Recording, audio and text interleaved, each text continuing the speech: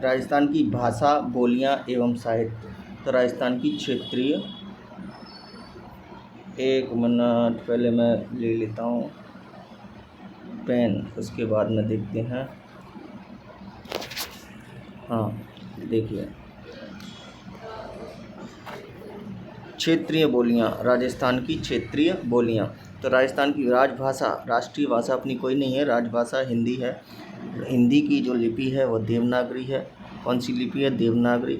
विश्व हिंदी दिवस 10 जनवरी, याद रखना विश्व हिंदी दिवस है ये, जबकि राष्ट्रीय हिंदी दिवस 14 सितंबर को मनाया जाता है। राष्ट्रीय हिंदी दिवस कब मनाया जाएगा? 14 सितंबर, जबकि विश्व हिंदी दिवस जो है वो 10 जनवरी को मनाया जाता है।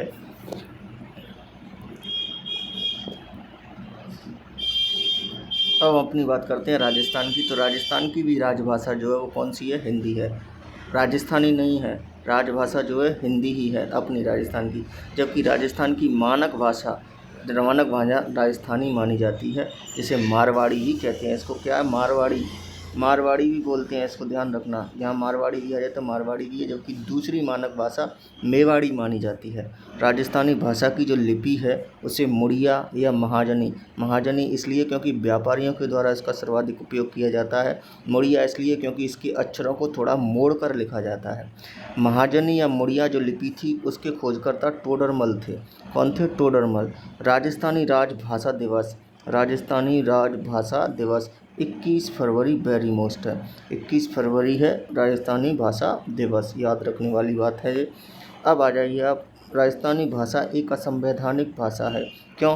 क्योंकि इसे संविधान की 8वीं सूची में शामिल नहीं किया गया है। 8वीं सूची में क्या नहीं है? शामिल नहीं है। 8वीं अनुसूची में मूलतः 14 भाषाएँ थीं, लेकिन वर्तमान में यह बढ़कर कितनी हो गई हैं? 22 भाषाएँ। अब कैसे कैसे बढ़ी उनके बारे में हम कुछ जान लेते हैं। 15वीं भाषा के रूप में सिंधी भाषा को 8वीं अनुसूची में शामिल किया गया था, जिसके लिए 21वां संविधान संशोधन 1967 किया गया था। 21वां संविधान संशोधन 1967 किया गया था उसके लिए, ठीक है। जबकि 16वीं, 17वीं और 18वीं, जिसके तहत नेपाली, मणिपुरी व कोंकणी, जिसको हम नमक ट्रिक के लिए याद कर सकते हैं, नमक के रूप में जोड़ा गया था। तो 16वीं, 17वीं, 18वीं, 16वीं से नमक, से नेपाली, एम से मणिपुरी, क से कोंकणी, इसके लिए 71 संविधान संशोधन किया गया था 1992 में, 1992 में। 19वीं, 20वीं, 21वीं व 22वीं, यह 4 भाषाएं जो थीं वो 92वें संविधान संशोधन के द्वारा 2003 में जोड़ी गई। इसके लिए ट्रिक है बोर्ड मास। बोर्ड मास में बो से बोडो, डो से डोंगरी, म से मैथिली, स से संथाली, ये 4 भाषाएं 92 यानी 92वें संविधान संशोधन के द्वारा जोड़ी गई थीं। 15वीं के रूप में सिंधी, 21वां संविधान संशोधन 1967, 16वीं, 17वीं, 18वीं नेपाली, मणिपुरी, कोंकणी यानी नमक, 71वां संविधान संशोधन कब हुआ? 1992। 19वीं, 20वीं, 21वीं, 22वीं बोडमास, बोडो, डोंगरी, मैथिली व संथाली कब जोड़ी गई? 92 संविधान संशोधन कब हुआ था? क्या हो गया से? कब हुआ था? यह हुआ था 2003 में, ठीक है। अगला, राजस्थानी भाषा विश्व में 16वें नंबर पर तथा भारत में 7वें नंबर पर बोली जाती है। यानी विश्व में तो इसका 16वां नंबर है, लेकिन भारत में इसका 7वां नंबर है। राजस्थानी भाषा का जो शब्दकोश है वो सीताराम लालस के द्वारा तैयार किया गया था। यही कारण है कि सीताराम लालस को राजस्थानी भाषा का पाणिनि, राजस्थानी भाषा का पाणिनि तथा राजस्थानी भाषा की मशाल भी कहा जाता है, ठीक है। सीताराम लालस ने क्या किया था? इसका शुरुआत की थी। राजस्थानी भाषा का प्रथम सर्वेक्षक किसे नियुक्त किया गया था? George McAllister. जॉर्ज मैकलिस्टर को नियुक्त किया गया था, लेकिन यह राजस्थानी भाषाओं का अध्ययन करने में सफल नहीं रहे। इसके बाद जॉर्ज मैकलिस्टर के बाद राजस्थानी भाषा का वैज्ञानिक अध्ययन करने के लिए George Abraham Grierson, G.A. Grierson को लाया गया, जिन्होंने 1912 में अपनी पुस्तक the linguistic survey of India नामक पुस्तक लिखी, जिसमें उन्होंने राजस्थानी भाषा का विधिवत रूप से क्या किया? सर्वेक्षण किया और उसका ब्यौरा दिया था। अब आता है हमारा राजस्थानी भाषा की उत्पत्ति। तो राजस्थानी भाषा की उत्पत्ति गुर्जरी अपभ्रंश से मानी जाती है, जिसका कालखंड 1150 एनसीईआरटी की बुक में कितना है 1150, जबकि मानक समय 1050 माना गया है। राजस्थानी भाषा का जो स्वर्णकाल माना जाता है वो 1650 से लेकर 1850 के बीच में माना जाता है। गुर्जरी अपभ्रंश के अलावा अन्य भाषाओं से भी राजस्थानी भाषा की उत्पत्ति मानी गई है, जिसके विभिन्न मत हैं। कौन कौन से मत हैं इसको जान लेते हैं हम। गुर्जरी अपभ्रंश, इसके जो समर्थक हैं मोतीलाल मेनारिया और के.एम. मुंशी। शोरसैनी अपभ्रंश, शोरसैनी के महावीर प्रसाद शर्मा व एल.पी. टेस्टिटोरी। शोरसैनी से कौन है? महावीर प्रसाद शर्मा व एल.पी. टेस्टिटोरी। सौराष्ट्रीय अपभ्रंश, सुनिधि चटर्जी, ये सौराष्ट्री मानती थी इसको, ठीक है। नागर अपभ्रंश, इसके जॉर्ज अब्राहम ग्रियर्सन और पुरुषोत्तम मेनारिया। पुरुषोत्तम मेनारिया मोतीलाल मेनारिया का भतीजा था ये, ठीक है। जो चार अपने प्रमुख वो हैं, इसको एक बार और देख लो। गुर्जरी अपभ्रंश से मोतीलाल मेनारिया व के.एम. मुंशी दोनों मानते हैं। शोरसैनी अपभ्रंश से महावीर प्रसाद शर्मा व एल.पी. टेस्टिटोरी मानते हैं।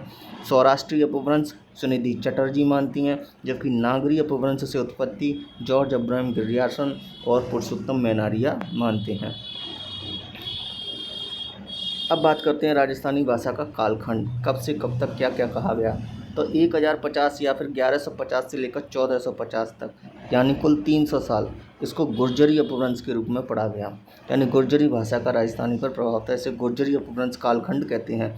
जबकि 1450 से लेकर 1650 200 साल, 1400 से लेकर 1650 तक प्राचीन राजस्थानी कालखंड माना जाता है इसका। 1650 से लेकर 1850 तक इसे मध्यकालीन राजस्थानी कहा जाता है। मध्यकालीन राजस्थानी का 1650 से 1850, जबकि 1850 से लेकर अब तक यानी वर्तमान तक आधुनिक राजस्थानी कहा जाता है। अब प्रश्न आ जाए यहाँ पर कि राजस्थानी भाषा कब प्रारंभ हुई, यानी स्वतंत्र रूप से कब सामने आई। तो 1450, क्योंकि इससे पहले वो गुर्जरी अपभ्रंश के रूप में जानी जाती थी। क्या हो गया?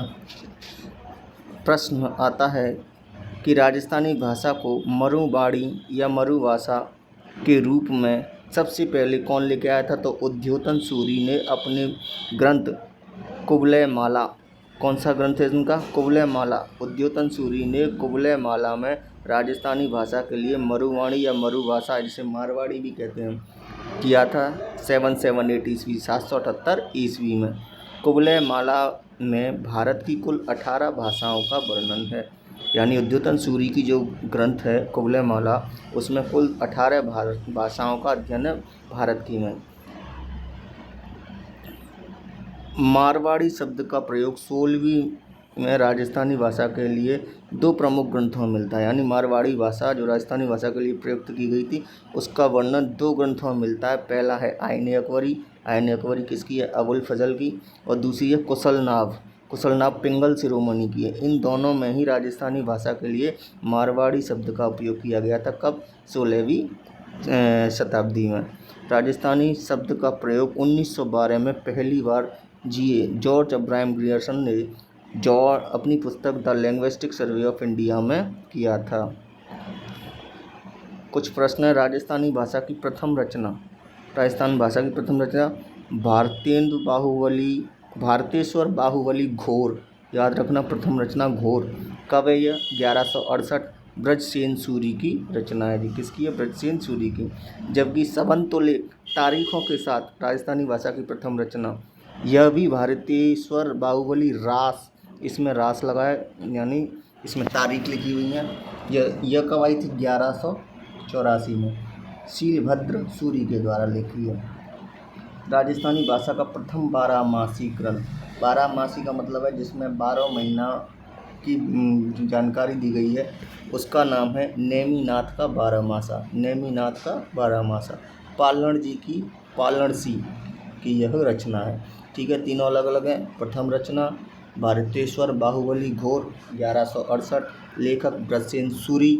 सबंतोलेख प्रथम रचना भारतेश्वर बाहुबली रास 1184, शीलभद्र सूरी।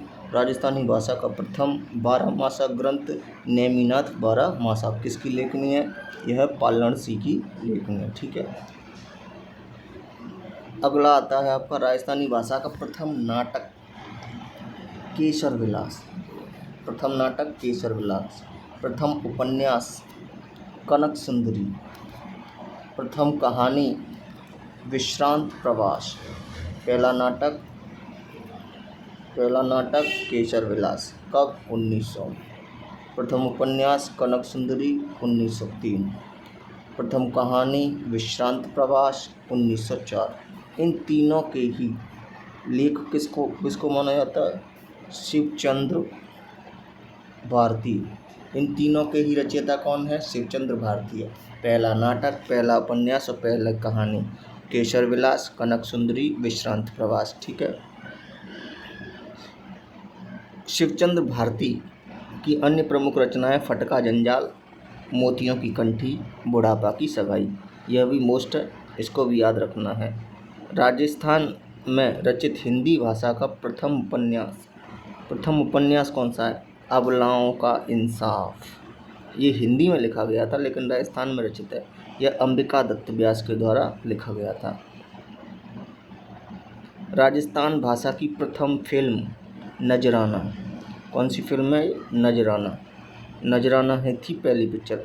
स्वतंत्रता प्राप्ति के बाद राजस्थान भाषा में लिखा गया प्रथम उपन्यास। पहला उपन्यास तो आपने अभी पढ़ा था, कौन सा था? पहला उपन्यास तो ये रहता, पहला उपन्यास अबलाओं का इंसाफ, जबकि प्रथम राजस्थानी कनक सुंदरी। स्वतंत्रता प्राप्ति के बाद जो है पहला राजस्थानी लिखा गया था वो था आभय पटकी। कौन सा? आभय पटकी। मोस्ट है ये आभय पटकी। 1956 में स्वतंत्रता के बाद नथमल जोशी कहाँ के थे? बीकानेर के। इनके द्वारा लिखा गया था। ठीक है, आज के लिए बस इतना ही। धन्यवाद।